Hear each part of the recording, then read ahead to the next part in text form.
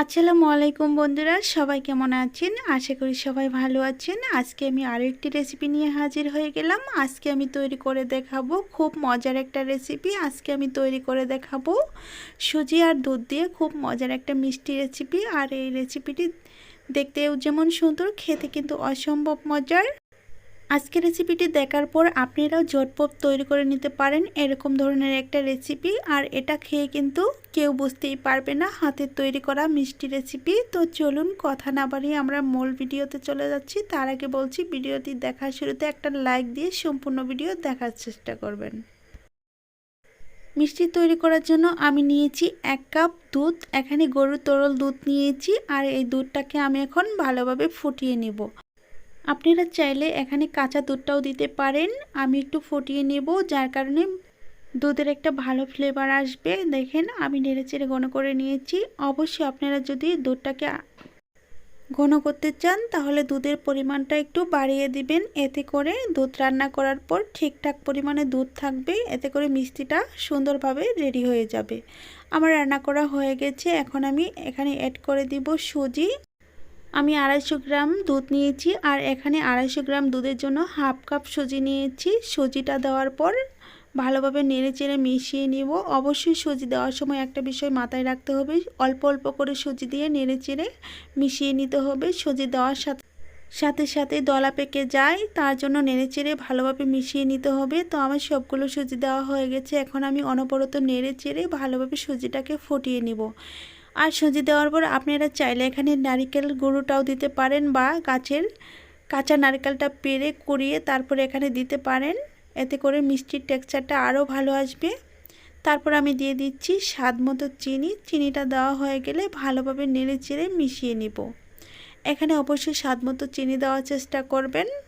তো আমি চিনিটা দেওয়ার পর একটু নরম হয়ে এসেছে, তার মানে চিনি থেকে পানি ছেড়ে দিয়েছি। আমি আরও কিছুক্ষণ রান্না করে নিব। রান্না করা হয়ে গেলে এখানে আমি অ্যাড করে দিব 2 টেবিল চামচ ঘি। ঘিটা দেওয়ার কারণে ভালো একটা ফ্লেভার আসবে। অবশ্যই ঘিটা দেওয়ার চেষ্টা করবেন। তো আমি 2 টেবিল চামচ ঘি দিয়ে দিচ্ছি। তারপর আবারও কিছুক্ষণ নেড়ে চেড়ে মিশিয়ে নিচ্ছি। দেখতেই পাচ্ছেন এখন অনেকটাই ঘন হয়ে এসেছে। এভাবে 2-3 মিনিট নেড়ে চেড়ে নেওয়ার পর আরও ঘন হয়ে আসবে। এখন কিন্তু সুজি পেনের গা ছেড়ে দিচ্ছে। আর এখন আমি অ্যাড করে দিব 2 টেবিল চামচ লেবুর রস। অবশ্যই লেবু রসটা দেওয়ার চেষ্টা করবেন। লেবু রস দেওয়ার পর অনেকেই ভাবতে পারেন টক লাগতে পারে, এখানে কোনো টক লাগবে না। আর লেবু রসটা দেওয়ার কারণে এই মিষ্টিতে সুন্দর একটা দানা দানা ভাব চলে আসবে, দেখতেও সুন্দর লাগবে আর খেতে অসম্ভব মজার হবে। আপনারা চাইলে এখানে আরেকটা জিনিস অ্যাড করতে পারেন। এখানে ফ্লেভারের জন্য একটু এলাচের গুঁড়ো অ্যাড করে দিতে পারেন। এতে করে মিষ্টির ফ্লেভারটা ভালো আসবে। আমি এলাচি গুঁড়োটা দিচ্ছি না, আমার কাছে এলাচ গুঁড়োর ফ্লেভারটা খুব স্ট্রং লাগে, তার জন্য আমি এটা স্কিপ করছি। তারপর দিয়ে দিচ্ছি 1 কাপ গরুর দুধ।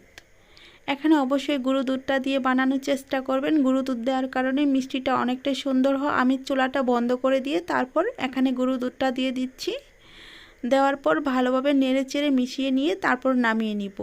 যেহেতু আমার মিষ্টি ডোটা রেডি হয়ে গেছে, সেহেতু আর চুলা জ্বালিয়ে এটা নাড়াচাড়া করার কোনো প্রয়োজন নেই। আমি কিছুক্ষণ নেড়ে চেড়ে তারপর দেখিয়ে দিচ্ছি কেমন হয়েছে।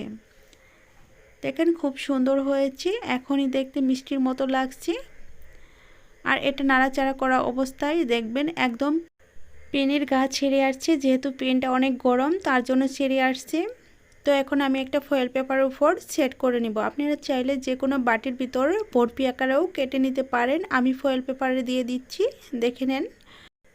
এই তো আমি ফয়েল পেপারের উপর রেখে দিচ্ছি। আপনারা চাইলে যে কোনো বাটির ভিতরেও সেট করে নিতে পারেন। পরে ছুরি দিয়ে কেটে তারপরে একটা স্লাইস করে নিতে পারেন। তো আমি একটু লম্বালম্বি করে রোল করে নিব। তার জন্য দেখেন আমি কিভাবে মুড়িয়ে নিচ্ছি, দেখে নিশ্চয়ই বুঝতে পারছেন। এটা খুব আস্তে আস্তে করে মুড়িয়ে নিতে হবে, কারণ মিষ্টি ডোটা অনেকটাই গরম। দেখেন আমি খুবই সাবধানে মুড়াচ্ছি। তো রোল করে নেওয়া প্রায় হয়ে গেছে। এখন আমি এটাকে 20 মিনিটের জন্য নর্মাল ফ্রিজে রেখে দেব। রেখে দিয়ে তারপর 20 মিনিট পর ফিরে এসে দেখাবো কত সুন্দরভাবে সেট হয়ে গেছে। তো এভাবে 2 পাশটা বন্ধ করে তারপর ফ্রিজে রাখার চেষ্টা করবেন। তো দেখেন হয়ে গেল একে একে মুড়িয়ে নেওয়া। এখন আমি এটাকে ফ্রিজে রাখবো। ফ্রিজে রেখে তারপর 20 মিনিট পর ফিরে এসে দেখাচ্ছি 20 মিনিট পর কেমন হয়েছে। তো 20 মিনিট হয়ে গেছে, এখন আমি খুলে দেখাচ্ছি কীরকমভাবে সেট হয়ে গেছে। আর এই মিষ্টিটা দেখতেও যেমন সুন্দর, খেতে কিন্তু অনেক মজার। আমি আবার বলছি, আপনারা একবার হলো বাড়িতে ট্রাই করে দেখতে পারেন। এটা কিন্তু ছোটো বড় সকলেই পছন্দ করবে। আর এই মিষ্টি দেখার পর কেউ বলতে পারবে না এটা হাতে তৈরি করা মিষ্টি, সবাই ভাবে দোকান থেকে এই মিষ্টিটাকে কিনে নিয়ে আসতে। তো আমি ডেকোরেশনের জন্য আমি এখানে নিয়েছি কিছু পেস্তা বাদাম কুচি, আর এগুলো দেওয়ার কারণে অনেকটাই সুন্দর লাগবে, তার জন্য আমি পরে ছড়িয়ে ছিটিয়ে দিচ্ছি। আপনারা চাইলে যে কোনো কিছু দিয়ে ডেকোরেট করে নিতে পারেন। আমার কাছে বাদাম ছিল, আমি বাদাম দিয়ে করে নিয়েছি। এখন আমি একটা ছুরির সাহায্যে স্লাইস করে কেটে নিচ্ছি। আপনারা যে কোনো আকারে এটা কেটে নিতে পারেন। তো আমার কাছে এটাই ভালো লাগলো, আমি এভাবে কেটে নিচ্ছি।